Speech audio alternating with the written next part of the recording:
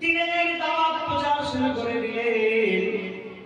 তার মাদ্রাসায় যে সাহাবীরা অংশগ্রহণ করলো, আল্লাহর নবী পাক জবানে 10 জন সাহাবীকে জান্নাতের ঘোষণা দিলেন। তাদের ব্যাকগ্রাউন্ডের জীবনগুলো কেমন ছিল?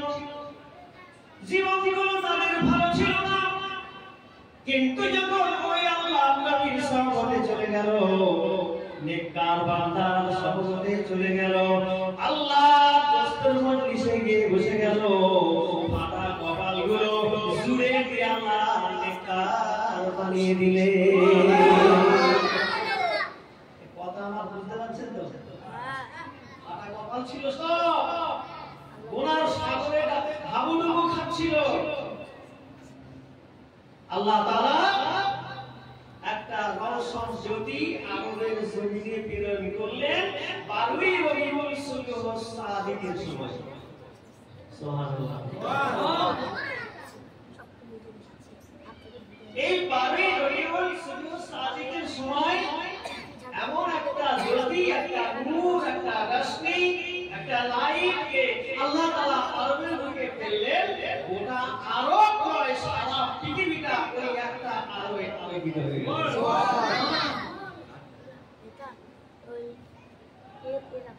সেই রওশন জ্যোতির কাছে যারা যাবে, আপনি যদি লাইটের কাছে যান, তাহলে আপনার কোনো লেখা বা কোনো জিনিস দেখতে অসুবিধা হবে কি? কথা বলেন, অসুবিধা হবে না। যদি আপনি অন্ধকারে থাকেন তাহলে আপনার সমস্যা হবে, কিন্তু লাইটের কাছে গেলে সমস্যা হবে না। আমার ভাই, এমন একটা জ্যোতি নূর পাঠানো হলো। মা আমিনা বলে, আমার গর্ভের মধ্যে সন্তান নাকি বিশ্বনবী রহমাতুল লিল আলামিন, যে বলেন আমি মাও বুঝতে পারি না। বর্তমান সময় ফিতনার জামানা, এই জামানাতে আমাদের ঈমান রক্ষা করতে হবে, নিজে পারবো না। একমাত্র এই ঈমান ও আমলকে যদি রক্ষা করতে হয়, আমার আপনার বাগান যদি সুন্দর ফলের বাগান লাগাই, ওই বাগানের যেমন ব্যারিকেড প্রয়োজন হয়, আমার আপনার ঈমান ও আমলকে বজায় রাখার জন্য আমার বডির ব্যারিকেড দরকার। আরো জোরে বলেন, আপনার বাগান বাড়ি ব্যারিকেড দেবেন কঞ্চি দিয়ে, আপনার বাগান বাড়ি ব্যারিকেড দেবেন পাট্টা দিয়ে, আপনার বাগান বাড়ি ব্যারিকেড দেবেন পাশের জগা দিয়ে, আপনার বাড়ির বাগান বাড়ি ব্যারিকেড দেবেন মাছিন তুলে দিয়ে, কিন্তু আমার আপনার বডির বাউন্ডারি কি দিয়ে দেবেন? আমার কামেল মুর্শিদ বলে, 4টা বাউন্ডারি দিয়ে দাও। তোমার জীবনে 5 ওয়াক্ত নামাজকে জীবনে প্রতিষ্ঠা রাখো, মৃত্যু পর্যন্ত কাজা করো না, একটা বাউন্ডারি জোরে বলেন। কামেল মুর্শিদ সুফিয়ান নাসির রাহমাতুল্লাহ আলাইহি বলেন, একটা বাউন্ডারি হলো তোমার বিনা কাজার নামাজ, আর দ্বিতীয় বাউন্ডারি হলো হালাল খানা খাওয়া। সুবহানাল্লাহ জোরে বলেন।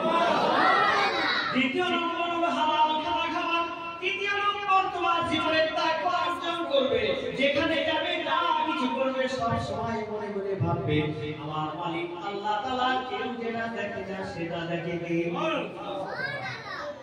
অনেক সময় আমরা মনে করি লুকিয়ে চুরিয়ে কাজ করছি, কিছু কোনো না কোনো কাজ কেউ দেখে না। দেখার মালিক কে?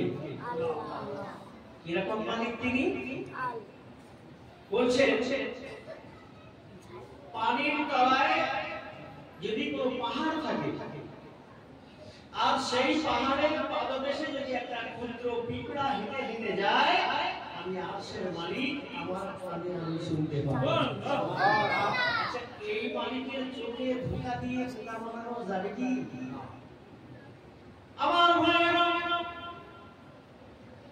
হযরত মাওলানা আযম গাজী রাহমাতুল্লাহ আলাইহি বলেন, দুরন্তর বাউন্ডারি তোমার হালাল খানা খাওয়া।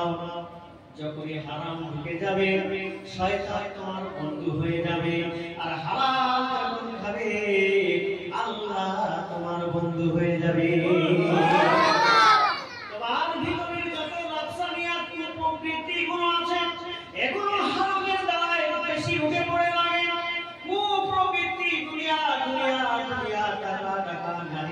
সম্পদ, বিজনেস, ব্যবসা, এগুলো সব প্রকৃতির মধ্যে পড়ে। এই প্রকৃতিকে দমন রাখার জন্য একজন ব্যারিকেড তোমার বাড়ির বাউন্ডারি দিয়ে দাও। আর যদি একটা মেন গেট রেখে দাও, তাহলে শয়তান, জিন শয়তান, মানুষ শয়তান চট করে তোমার বাড়ির ভিতরে ঢুকতে পারবে না। কি এই কথা বুঝতে পারছেন? বাড়ির বাউন্ডারি যদি থাকে, জমনদারের দলের সব ঢুকতে গেলে আগে গেটের সামনে দাঁড়াতে হবে না। বাড়িটা গেট লাগানো আছে, আগে বাড়িওয়ালা ভাইকে সালাম দিয়ে দাঁড়িয়ে অনুমতি পেলে ঢুকবো, না হলে ফিরে যাবো, বাড়িতে ঢোকা যাবে না।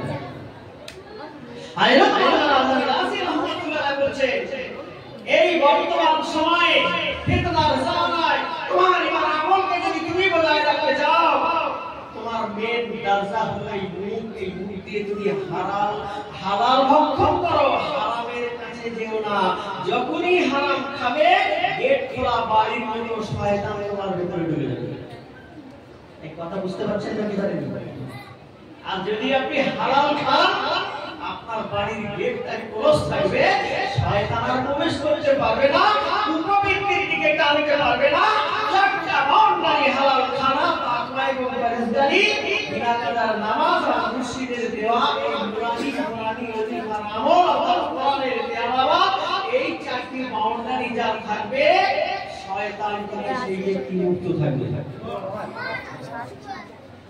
মহিলাদের জন্য কি আদেশ? তারা 5 ওয়াক্তের নামাজ আদায় করবে বিনা কাজায়। হায়েস পেশাব ভিন্ন কথা, এটা ব্যতীত তারাও নামাজ পড়তে পারবে না।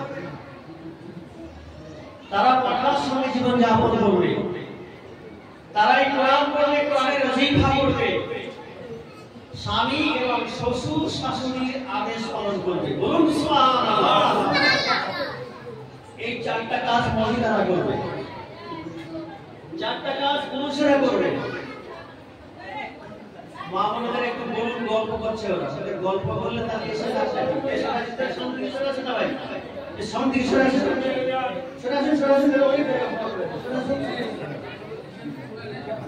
আমি আমার শ্রদ্ধেয় মা বোনদের বলি, যতটুকু সময় এসে এখানে বসেছেন, একটু আল্লাহর রাস্তায় কথাগুলো শুনে 2-1টা আমল নিয়ে বাড়িতে যান।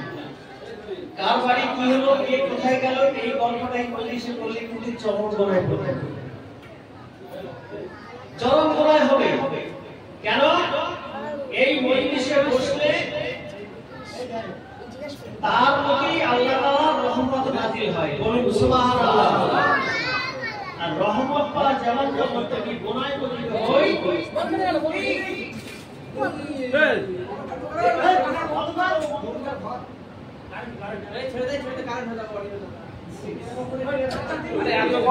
পাকা চালে দিয়ে যাচ্ছে।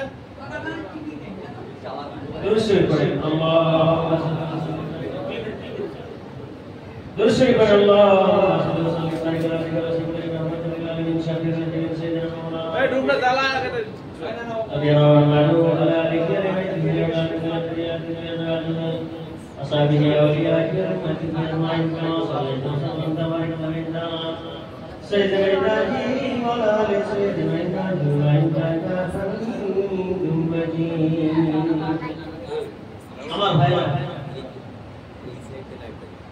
4টে বাউন্ডারির মধ্যে যদি মানুষ থাকতে পারে, এই বর্তমান সময় যে সিলসিলার মানুষ হোক, যে তরিকা মাযহাবের হোক না কেন, তারা যদি এই 4টে আমলের মধ্যে থাকে, ইনশাআল্লাহ তাআলা তার জীবন কামিয়াবের দরজায় চলে যাবে। আমরা পারি না, আল্লাহ আমাদের পারার মতো তৌফিক দেন। আপনারা দেখেছেন হযরত মাওলানা আজম কাসি রাহমাতুল্লাহ, প্রথম খলিফা মুয়াজ্জিন কিবলা রাহমাতুল্লাহ আলাইহি, রাত মিস্ত্রির কাজ করতেন। হুজুর কিবলার পাক জবানে শুনেছি, একজন রাত মিস্ত্রি কাজ করে, 80 ফুট ভাড়ার উপরে কাজী কিবলার প্লাস্টারের কাজ করে, তাই হয়ে গেলে তায়াম্মুম করে নামাজ পড়ে। ওদের কি মনে হয়? বুঝতে পেরেছেন? কি করে? এই কথা বলে দেখো না, রাজমিস্ত্রির কাজ তো করে, কত ফুট ভাড়ার উপরে? 80 ফুট। টাইম হয়ে গেলে কি করে? সুবহানাল্লাহ বাড়িতে কে বলবে? একটু মন দিয়ে শুনে, 80 ফুট ভাড়া। এখন তো কত রকমের পাইপ সিস্টেম, কত রকমের ট্রেন সিস্টেম। যখন মাসের ভাড়া পেলে 80 ফুট ভাড়ায় গজ্জেনকে রহমাতুল্লাহ আল্লাহ আযান কাছে রহমাতুল্লাহ হুকুমে 4টি আমল তিনি করে 80 ফুট ভাড়ার উপরে রাজমিস্ত্রির কাজ করেছেন। আল্লাহ তাআলা তার বাড়ির বাউন্ডারি ঠিক রাখার কারণে আল্লাহ কবুল করে নিয়ে মাওলানা আযান কাছে রহমাতুল্লাহ দরবারে প্রথম খলিফা নিযুক্ত করলেন। সুবহানাল্লাহ। আমরা যদি চেষ্টা করি এই কাজটা, আমরা আমাদের তো আল্লাহ কবুল করতে পারে, এক কথা বলেন পারে না? চেষ্টা করছি তো। নাম শুনে মাওলানা আযান কাছে রহমাতুল্লাহ মুরিদ করে দাবি করলে হবে না, এই দাবির সাথে কাজ করতে হবে। শুধু নাম দিয়ে রেখেছি আমি অমুক জায়গায় মুরিদ, কাজের বেলা যদি খুঁজে দেখি সিসি ক্যামেরায় ধরা পড়ে না, ঠিক মতো নামাজ পড়ি না, ফাঁক পেলে বাজে কাজে করি, সুদ বন্ধ এলআইসিতে ঢুকে পড়ি। আগে আপনারা বলেছি যেটা কেউ দেখে না সেটা দেখে কে? আল্লাহ।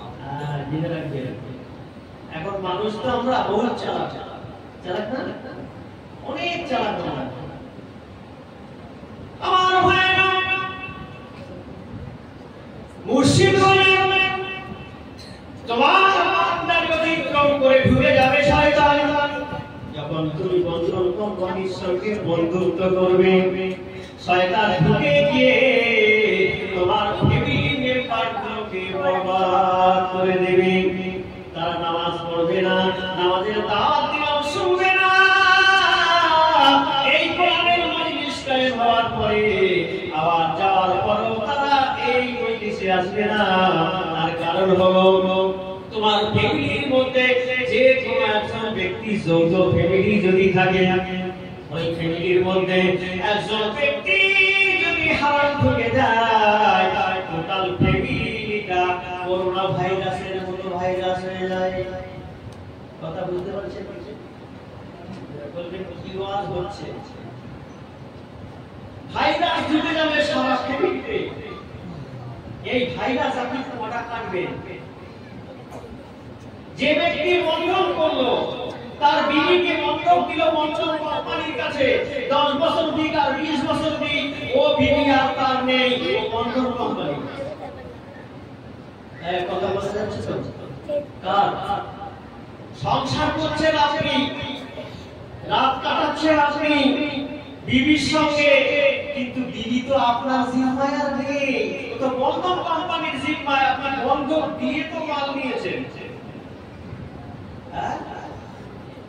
বন্ধন দিয়ে মাল নিয়েছেন, বিবি আপনার মেয়ে, অথচ ব্যবহার আপনি করছেন। আপনি জানেন যখনই আপনার বিবিকে বন্ধন কোম্পানির কাছে 20,000 টাকায় আপনি বন্ধক দিলেন আর ব্যবহার করছেন আপনি, আপনার ওই বন্ধনের টাকা শোধ হওয়া পর্যন্ত যে কটা সন্তান আল্লাহ দেবে, সব কটা সন্তান আপনার জারজ সন্তান হবে। নাউজুবিল্লাহ বলবেন না? আর এই সন্তানটা বড় হয়ে যদি এমএলএ হয়, এমপি হয়, এরা যদি কোন দেশের মাতব্বর হয়, কথা শুনবে বলে মনে হয়? হ্যাঁ, কথা শুনবে? আপনার কোনো ফতোয়া কাজে লাগবে না, আপনার কোনো কথা সে মানবে না। কেন? সে তো অবৈধ হারামজাদা। আর হারামজাদার কথা কি? আমার ভাইরা, আমার মা-বোনেদেরকে আমি হাতে না ধরে পায়ে হাত রেখে বলে যাই, মা, মৃত্যুর ঘন্টা কখন বেজে যাবে, ওই কবরে আমার আপনার যাওয়া লাগবে। কিন্তু ওই কবরে গেলে আপনার এই বন্ধন কোম্পানি যাবে না, আপনার এলাকার কোনো মন্ত্রী যাবে না, আপনার এলাকার কোনো প্রধান যাবে না, আপনার শাসক যাবে না, পিতা মাতা ভাই বোন সন্তান সন্ততি, আপনি যাদের আজকে বন্ধন করছেন না গো, ওই সন্তানাদিকে আপনার কবরে যাবে না।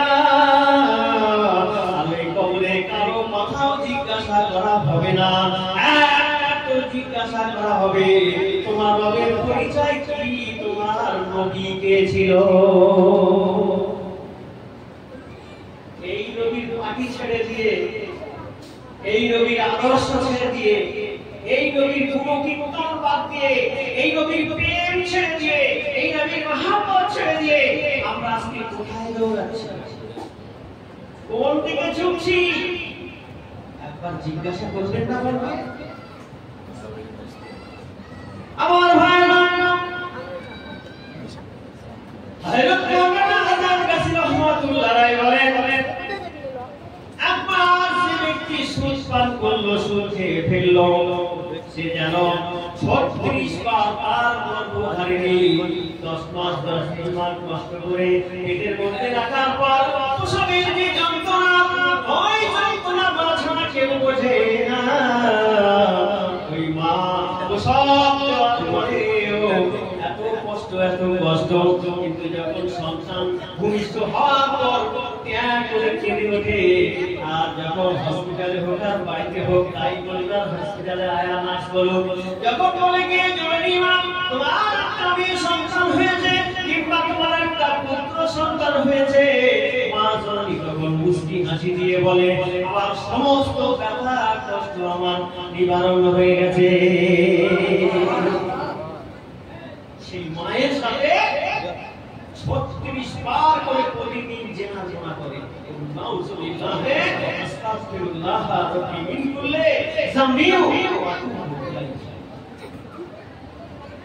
আস্তাগফিরুল্লাহ চলে গেছে। আজ আমাদের ঘরের মেয়েরা কথা বুঝিয়ে নিতে গেছে। ইসলামকে আমরা কিভাবে গ্রহণ করেছি?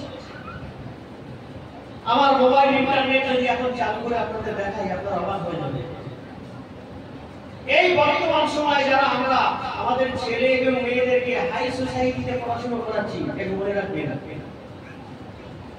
বিশেষ করে ইউনিভার্সিটিতে, কলেজ, স্টুডেন্ট লাইফে, বিশেষ করে বর্তমান সময় আমাদের ঘরের বেশিরভাগ মেয়েগুলো মজদুর হয়ে যাচ্ছে। মজদুর কি? একই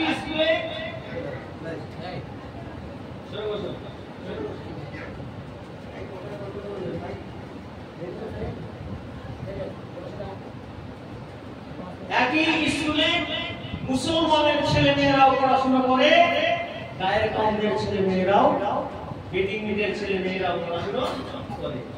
স্কুল কলেজে যেরকম কোনো নিয়ম নেই, এটা মুসলমানের কথা, হিন্দু কথা, এরকম সবাই পড়াশোনা করে। বর্তমান সময় শয়তানের যেমন একটা কুচক্রান্ত সুদের মধ্যে ঢুকে দিয়ে মুসলমানকে শেষ করা, আর একটা বর্তমান সময় শয়তান আরেকটা চক্রান্ত চালাচ্ছে কি, মুসলমান মেয়েদেরকে ঘর থেকে বের করে সব মজদুর করে দাও। এরকম করে ওই বেদিন ভাইটা একই সঙ্গে একই ক্লাসে একই রুমে ওরা বসা চলাফেরা করতে করতে একদিন বলছে, তোমরা তো মুসলমান, শুনেছি তোমাদের ধর্ম খুব ভালো, শুনেছি নাকি সত্যি ধর্ম তোমার হযরত মুহাম্মদ সাল্লাল্লাহু আলাইহি ওয়াসাল্লাম খুব ভালো মানুষ, তা তোমার ধর্ম আমার পালন করতে খুব ইচ্ছা, তুমি কি করতে চাও? কথা শুনছেন তো আপনারা? আর মা বোনেরা তারা একটু খেয়াল করে শোনেন, তোমার ধর্মটা খুব ভালো শুনেছি, তো তোমার ধর্ম আমি পালন করতে চাই। মেয়েটা যখন মনে মনে ভাবছে একটা বেদিন যদি দিনের মধ্যে আসে, তার থেকে ভালো কাজ আর কি? ভালো না ভাই? এ স্লো পয়জন দিচ্ছে কি, আমি দিন আনতে চাই, দিনের মধ্যে আসতে চাই। একদিন বলবো, দুদিন বলবো, তিন দিনের দিন বলছে কি আমি কালেমা পড়ে মুসলমান হতে চাই। কোথায় গেলে কালেমা পড়া যাবে? তা বলছে কাজী সাহেব বা কোনো মাওলানা সাহেবের কাছে যেতে হবে। সেখানে নিয়ে যাওয়া হলো, কালেমা পড়লো। আসলে কি সে কালেমা পড়ছে? এ ভাই কথা বলে না, আসলে কি সে মুসলমান হওয়ার জন্য গেছে? না, প্রতারণা, ধোঁকা। কি ধোঁকা? আমার আপনার ঘরের মেয়ে বউকে বিলিসিনি করা, বাইরের মাইকটা সতীত্বকে হরণ করা, সতীত্বকে নষ্ট করা, এই বর্তমান সময়ে একটা স্নান চলছে। আমার ভাইরা, এবার বাড়িতে যাওয়ার পর ওই যুবকটা মোবাইল দিয়ে আপনার মোবাইলের মধ্যে দেখায়, দেখো আমি 5 ওয়াক্ত নামাজ পড়ছি, মেয়েটার মন খুশি হয়ে গেল, নামাজ পড়ছে, খুব ভালো কথা। এরপরে আর কি করতে হবে? দুটো একটা জিকির হয়তো মেয়েটার কাছ থেকে শিখে নিল। এরপরে একদিন হঠাৎ করে বলছে তোমার জিনা কাজা মালুম না কেন এই নামটা ধরে বলছে, আমি তো কালেমা পড়েছি, মুসলমান হয়েছি, নামাজ পড়ি, কিন্তু এবার আমি চাই তোমার দ্বারাই যখন এত দূর এসেছি, তবে তুমি আর পার যাবে কেন? তুমি আমার সহধর্মিণী হয়ে যাও, তুমি আমার স্ত্রী হয়ে যাও, বউ হয়ে যাও, আর আমাকে আমার ইসলামটা জানতে বুঝতে আর আসান হবে। এই যে কথাটা তো খুব ভালো বলছে, এই কথা বুঝতে পারছেন নাকি? মেয়েটা আর কোনো দিকে দেখলেন না, খুব ভালো কাজ, কোনো কাজের কাছে গিয়ে রেজিস্টার করে বিবাহ বন্ধনে আবদ্ধ হয়ে গেল। কিন্তু ওইখানে একটা শর্ত দিয়ে দিল ছেলেটা, তোমার ধর্ম তুমি করবে, আমার ধর্ম আমি করতে কোনো সমস্যা নেই।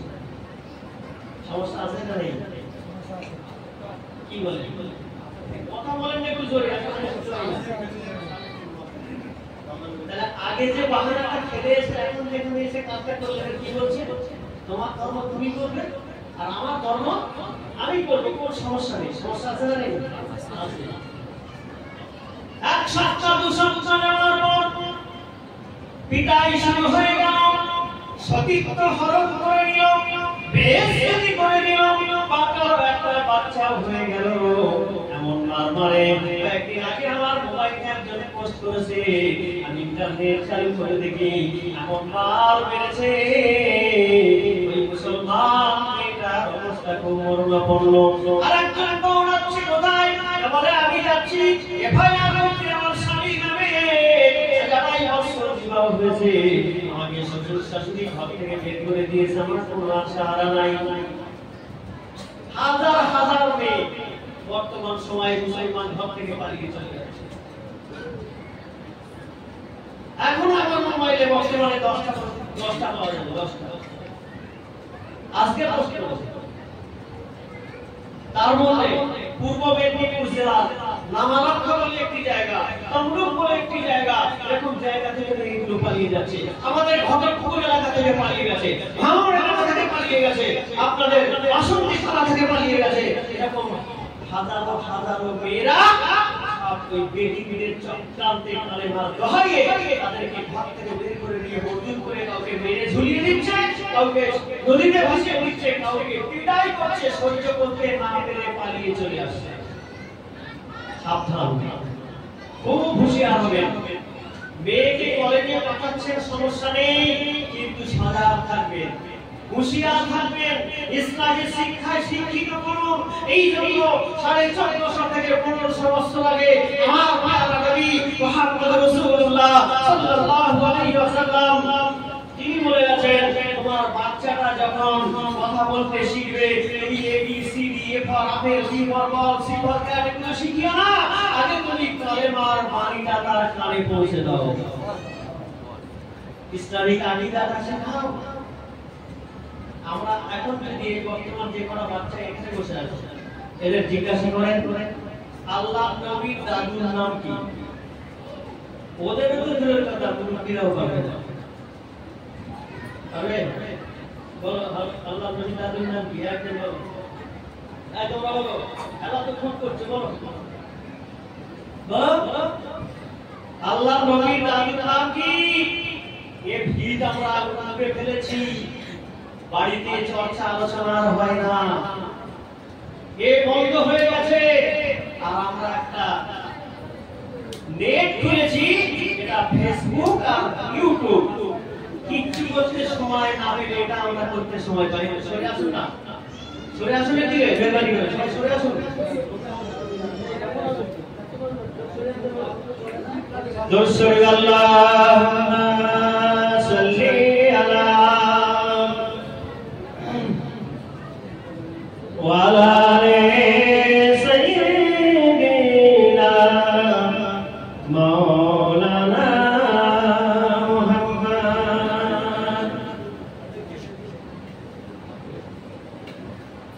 আমার ভাইরা যুবক যুবতীরা, দুপুরবেলার মজলিস, বেশি সময় আজকে তো প্রাকৃতিক দুর্যোগ, তবু আল্লাহ তাআলার অশেষ মেহেরবানি যে আমরা এই মজলিসে এতগুলো মানুষ একত্রিত হতে পেরেছি। আল্লাহ আমাদেরকে কবুল করেছেন বলে আমরা এখানে আসতে পেরেছি। বলুন সুবহানাল্লাহ। আল্লাহ যদি কবুল না করতেন আমরা এখানে আসতে পারতাম না। আমার ভাইয়েরা, বাড়িতে সজাগ হয়ে যাবেন। এই শিক্ষাগুলো যারা মুরব্বী, যারা পিতা মাতা, দাদু দাদি যারা আছে, আজ আমাদের ভিত নষ্ট হয়ে গেছে। বাড়িতে আলোচনা করবেন যখন সকাল সন্ধ্যা সময় পাবেন, বাচ্চাগুলোকে নিয়ে বসিয়ে বলবেন, বাবা আল্লাহর নবী যার জন্য আজকে আমরা দিন পেয়েছি, সেই নবীর দাদুর নাম হলো আব্দুল মুত্তালিব। সুবহানাল্লাহ। আল্লাহর নবীর দাদুর নাম হলো আব্দুল মুত্তালিব। ওই মুত্তালিব কে ছিল খানায় কাবার মুতাওয়াল্লি। কে বলেন? খানায় কাবার মুতাওয়াল্লি আব্দুল মুত্তালিব। সন্তানদেরকে বলবেন, আল্লাহর নবীর আব্বার নাম কি? আব্দুল্লাহ, মায়ের নাম আমিনা, নানার নাম আব্দুল ওহাব জোহরি। যদি বলেন সুবহানাল্লাহ। এই শিক্ষা এখন বাড়িতে চলে না, যার জন্য আমাদের সন্তানরা এই শিক্ষাগুলো শিখেছে। এগুলো তো শোনা জানা দরকার। আমার ভাইরা, মা আমিনা বলেন, আমি যে বিশ্ব নবীর মা, আমি তো কিছুই বুঝতে পারি না। এক শ্রেণীর আলেম ফতোয়া দেয় আল্লাহ নবী নূর নয় মাটি, কিন্তু আমাদের আকীদা হলো আওয়ালু মা খালাকাল্লাহু নূরি। আল্লাহ রাসূল হলো আল্লাহ পাকের নূর। এটাই আমাদের আকীদা হলো আল্লাহ তাআলার নূর। ধোঁকায় পাবে না। ইন্টারনেট দেখে বড় মুক্তি হতে যাবে না, বিপদ হয়ে যাবে। এখন তো ইন্টারনেট মুক্তি আছে না। সাহেব দোকানে গিয়ে বসলেই দেখবেন ফতোয়ার শেষ টাইম। আপনাদের হয়তো চরিশালে নেই, আমাদের সন্ধ্যালিয়ার দিকে গ্রুপ আছে। এখানে আছে? আছে, থাকবে। এটা হলো ইন্টারনেট মুক্তি। পেটে ঘুষি মারলে পর করবে না, কিন্তু ফতোয়ায় মাস্টার। এরা আছে না নেই? আমার ভাইরা, ফতোয়া দেবে মুক্তি চাইবে, ফতোয়া দেবে সুফি মুক্তি চাইবে, এর বাইরে ফতোয়া দিতে পারবে না। একটা জেনে রাখেন ভালো করে, আপনি নামাজ পড়েন নাই, রোজা রাখেন নাই, আল্লাহ পিতা রহমানের রহিম যদি মাফ করে দেয় বান্দাকে, তো সমস্যা নাই।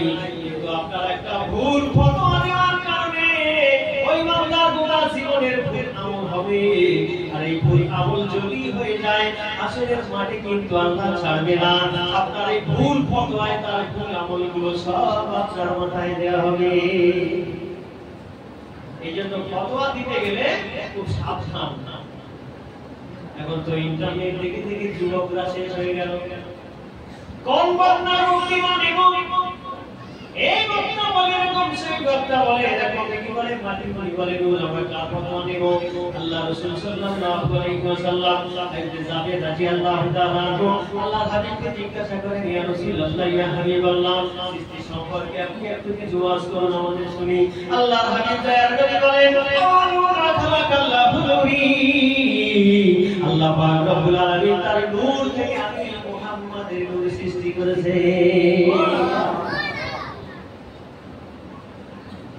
কিরকম নূর?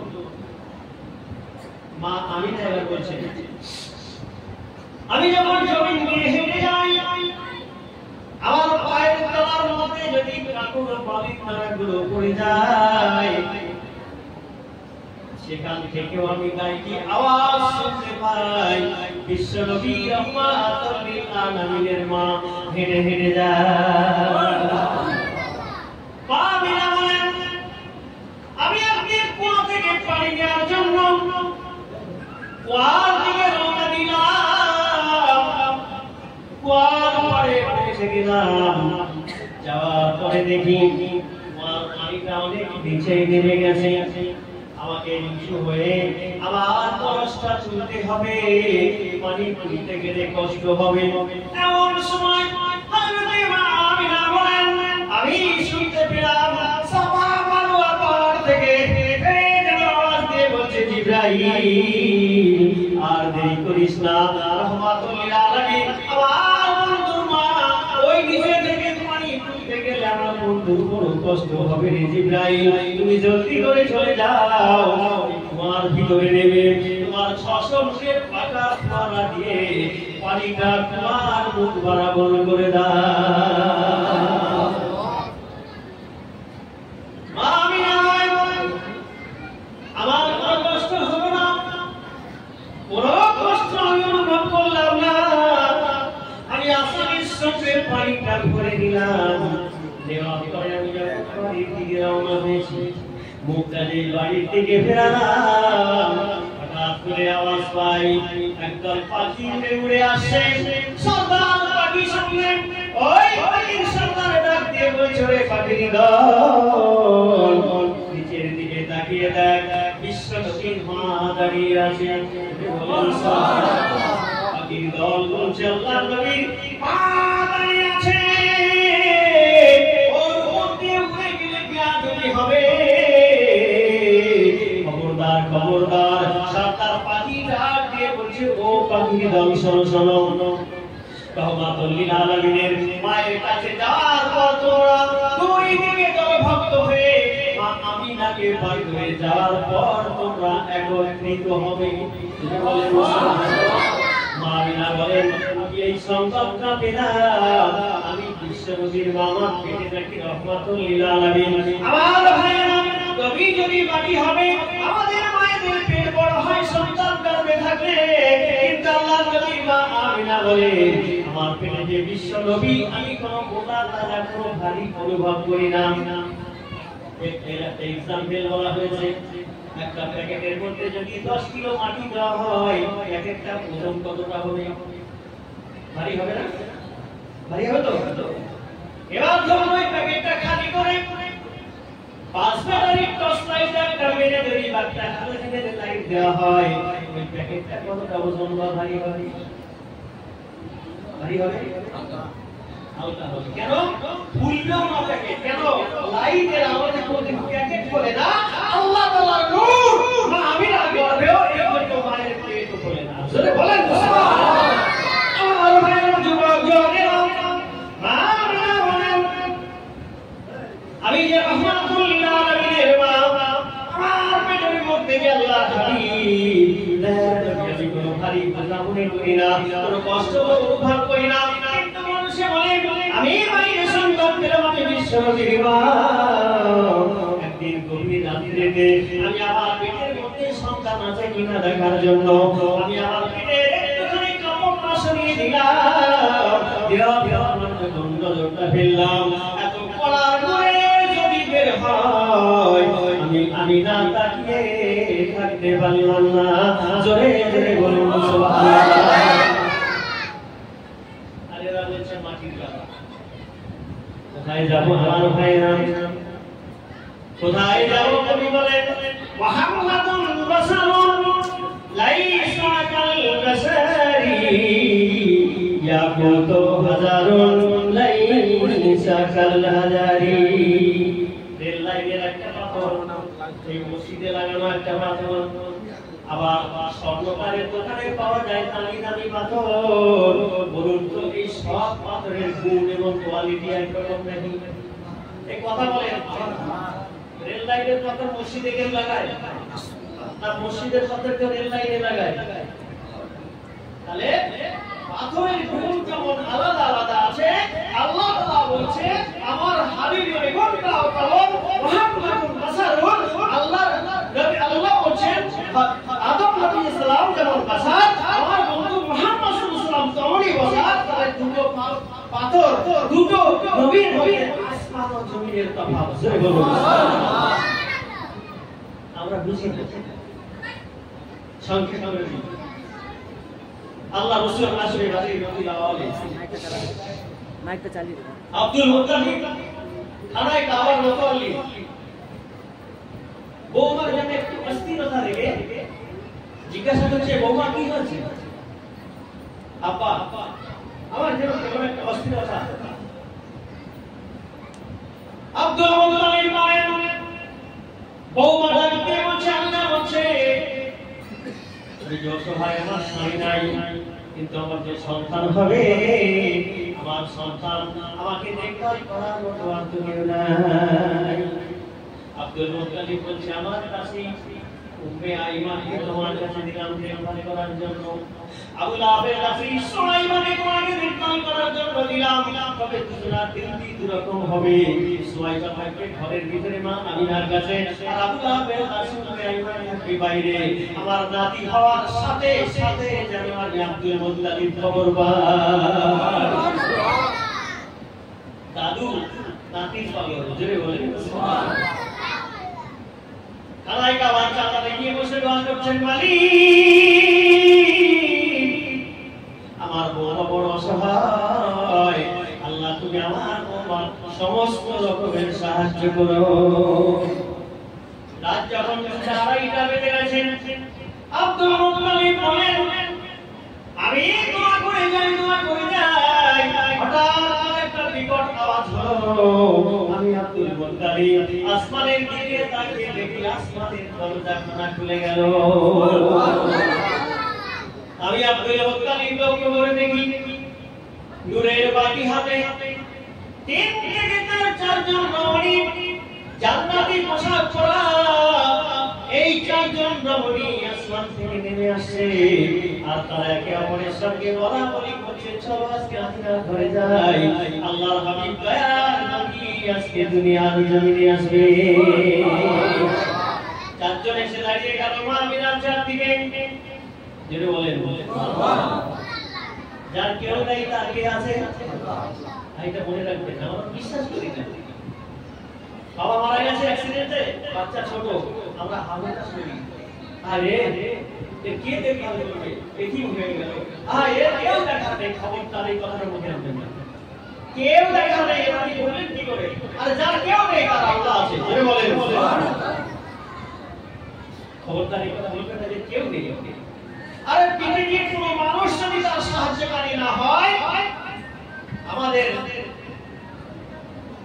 জাতির পিতা ইব্রাহিম আলাইহিস সালামকে যখন জঙ্গলে, যখন পাহাড়ের চূড়ায় রেখে দেওয়া হয়েছিল, আল্লাহ তাআলা স্বয়ং ফেরেশতা জিবরিলকে পাঠিয়ে দিয়ে তার লালন পালন করেছিলেন।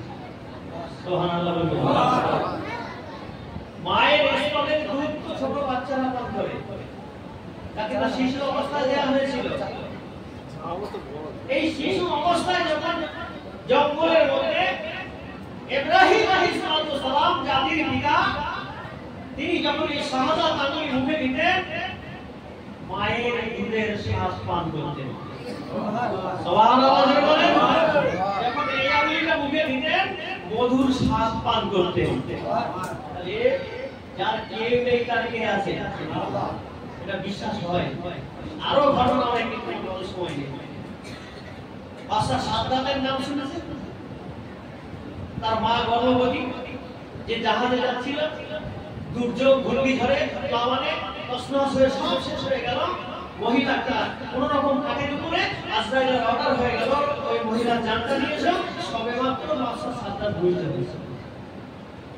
কয়েক মিনিটের বাচ্চা মা রেখে মায়ের জান আজরাইল নিয়ে চলে গেল। আল্লাহ পাক রব্বুল আলামিন, আমি ওই বাদশা সাদ্দাতকে আমি একটা মাছের পিঠের মধ্যে খাই দিলাম, জোরে বলেন সুবহানাল্লাহ। একটা মাছের পিঠে খাই দিয়ে ওই বাদশা সাদ্দাতকে কিনারায় নিয়ে আসলাম। একটা জঙ্গলের পাখি আমি অর্ডার করলাম, ওই জঙ্গলের প্রাণী পাক যাও হুকুম আমার আল্লাহ। আমার একজন গোলাম বান্দা ছোট বাচ্চা আছে, তুমি দুধ পান করিয়ে করিয়ে তোমার মতো করে তাকে মানুষ করো। যার কেউ নেই তার কে আছে? তবে এই বাচ্চা আস্তে আস্তে বড় হয়ে যখন বাদশাহী পেয়েছে, ওই মাওলাকে কথা বলে গেছে। এই কথা আমি আর পরামর্শ কইলে আমি এটা শেষ করে দিই। আমার ভাইরা, যুবক জনেরা, আব্দুল মুত্তালিব চারজন মহিলা নাম পায়ের দিকে একজন দাঁড়িয়ে গেল, যার কেউ নেই, এটা বিশ্বাস করবেন কি করবেন, যার কেউ নেই তার জন্য আমার আল্লাহ যথেষ্ট। আমার আল্লাহই তো, এই জন্য দেখেন এই যে একটা তাওয়াক্কুল আছে। আমার মুসলিম যারা মাওলানা কাসিম আহমদ এবং তার খলিফাগণ কারো মুখাপেক্ষী নয়, তাওয়াক্কুল আমার আল্লাহর উপরে জোরে বলেন সুবহানাল্লাহ। তারা কোন দুনিয়ার মাল সম্পদ কোন দিকে তারা তাকায় না, একমাত্র রেজায়ে মাওলা কি করে হাসিল করব আর আল্লাহ রাসূলকে কি করে পাবো, এই চেষ্টায় তারা 24 ঘন্টা বেশি ব্যস্ত। জোরে বলুন সুবহানাল্লাহ। আমার ভাইরা, চারজন নবী দাঁড়িয়ে গেল, একজন নবীর নাম হাওয়া আলাইহিস সালাতু ওয়াস সালাম। জোরে বলুন সুবহানাল্লাহ। একজন মহিলার নাম মারিয়াম আলাইহিস সালাতু ওয়াস সালাম, একজন মহিলার নাম হলো মারহিমা। জোরে বলুন সুবহানাল্লাহ। এরকম করে চারজন মহিলা দাঁড়িয়ে গেল। আব্দুল মুত্তালিব খবর নেয়, এইবার কি খবর, এখন কিছু হয় না, এতটা ঘুমাচ্ছে। হঠাৎ করে দেখা যায় সবার চোখের অগোচরে কখন বিশ্ব নবী দুনিয়ায় আগমন করে গেল। সবিও সাদিকের সময় মায়ের উদর থেকে বেরিয়ে আল্লাহর হাবিব পড়ে আছে সিজদায়। জোরে বলুন পড়ে আছে কিসে? সিজদায় পড়ে আছে। আল্লাহর নবী দুনিয়াতে মায়ের পেট থেকে আসার পর সিজদায় পড়ে গেলেন। আমার ভাইরা, মামিনা বলেন আমার পেট থেকে যখন দুনিয়ার জমিনে আসলো, আমি মামিনা কোনো কিছু বুঝলাম না। আল্লাহ রাসূল সিজদায় পড়ে আছেন। মামিনা বলে আমি খানায় কাবার দিকে তাকিয়ে দেখি সাফা এবং মারওয়া দুটো পাহাড়ের মাঝখান দিয়ে খানায় কাবাটা দেখা যায়।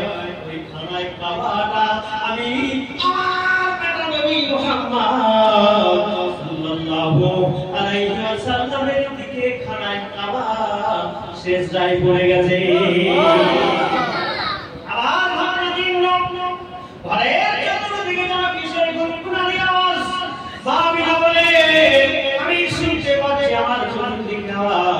তোরা দেখে যা আমিনা মায়ের ঘরে, তোরা দেখে যা আমিনা মায়ের ঘরে এলো আল্লাহর হাবিব রবিউলে। তোরা দেখে যা আমিনা মায়ের ঘরে, তোরা দেখে যা আমিনা মায়ের ঘরে। জোরে বলুন সুবহানাল্লাহ। আর ভাইরা যুবক যুবতীরা, ও 24 টাকা মাসে বন্ধুরা বলিনা আল্লাহ রাসূল যাই মারো, মৃত্যুর ডাক আসবে কেউ জানে না। আজকে এই মজলিসে বসে তওবা করো, তওবা করো। আমার নবীকে এসে দেখিয়ে দিলেন আমার উম্মতেরা আল্লাহ নামাজ পড়ে যে 50 ওয়াক্ত কিন্তু আমি মুহাম্মদ বারবার যাওয়ার জন্য আল্লাহ 45 ওয়াক্ত মাফ করে 5 ধার্য করেছে, কিন্তু সব আমরা পাবো 50 এ। সুবহানাল্লাহ। 50 এর সব আমরা পাবো যদি আমরা 5 ওয়াক্ত নামাজি হই। তাহলে এই নামাজি যখন আমরা হয়ে যাব, আমাদের ফ্যামিলি থেকে যখন নামাজি মানতে পারবো, ইনশাআল্লাহ আমাদের বাড়িটা একটা বেহেশতি বাড়ি হয়ে যাবে। বলেন সুবহানাল্লাহ। ওই বাড়িতে অশান্তি যদিও আছে, সঙ্গে সঙ্গে আল্লাহ তাআলা রহমত এসে সেই অশান্তি দূর করে দিয়ে ওই বাড়িটা শান্তির জায়গা করে দেবে। বলুন সুবহানাল্লাহ। আজকে আমাদের ঘরে বাড়িতে নামাজ নাই বলে বাড়িতে অশান্তি, চুলাচুলি, ছেড়াছেড়ি, মারপিট, ভুল কাকা এই সমাজের বাড়িতে হয়। কিন্তু যারা প্রকৃত নামাজি ফ্যামিলি তাদের বাড়িতেও ঝগড়া অশান্তি হয়, কিন্তু একে অপরের কাছে যখন সালাম নিবেদন হয়, সঙ্গে সঙ্গে আল্লাহর রহমত এসে হাজির হয়ে যায়। সুবহানাল্লাহ। আল্লাহ আমাদের সবাইকে সমাজ থেকে